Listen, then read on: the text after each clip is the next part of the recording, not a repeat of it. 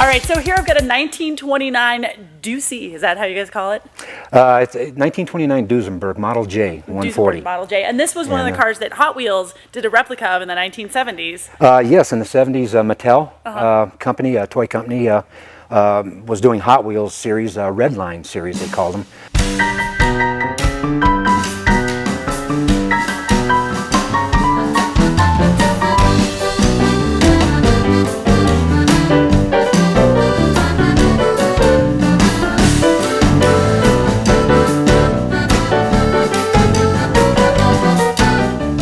They did a series after this Duesenberg here. It's orange color with the brown fenders, just exactly like this.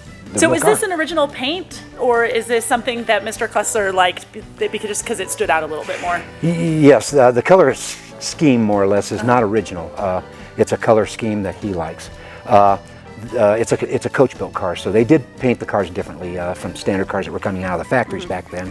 So it doesn't hurt the price of the car or judging at concourses or anything like that. So when you say coach-built, you mean that it's a car that was more custom-built rather than just kind of the ones that were being thrown out of the factory? Exactly, especially with Duesenberg. E.L. Cord took over Duesenberg's from, he bought them out from the Duesenberg brothers. Every Cord that was sold was a coach-built car. None of them were made in the factory completely. Each one was made by a coach builder of a different company. This particular car is Murphy coach built. So coach builders would build the designs of the cars according to what a customer wanted.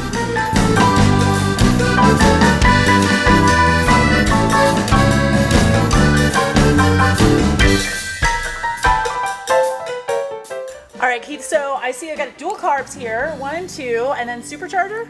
That is that's the blower right there. Okay. That is what boosts the air pressure into the engine, which gives the car more horsepower on each cylinder. So, now, how do you find these parts? You know, the parts are very, very hard to come by. There are guys out there, though, that hoard the parts. I bet. And it's finding those special guys that make it real interesting and getting in their door and talking them into selling the parts that are needed. Oh my gosh. So this is 8-cylinder, dual carb, supercharger, good for 280 horsepower. This particular car is, yes. And it's a twin overhead cam engine, dual valves per cylinder. So we're talking about pioneering here that took place back then that is very popular in today's cars, on the new cars. But it was all being tested and engineered back in the day here in 1929. Do you think that this car was reliable back in 1929? This car was very reliable. Yeah.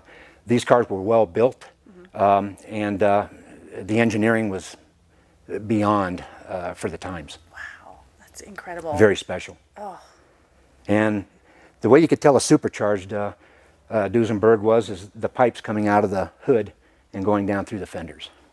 If you didn't see these pipes, then more than likely there was no supercharger on that particular unit. Yeah, so then you just leave that one alone. Oh, sorry. I don't know. I think, you know, we have several of them, and they're all very special. All very special.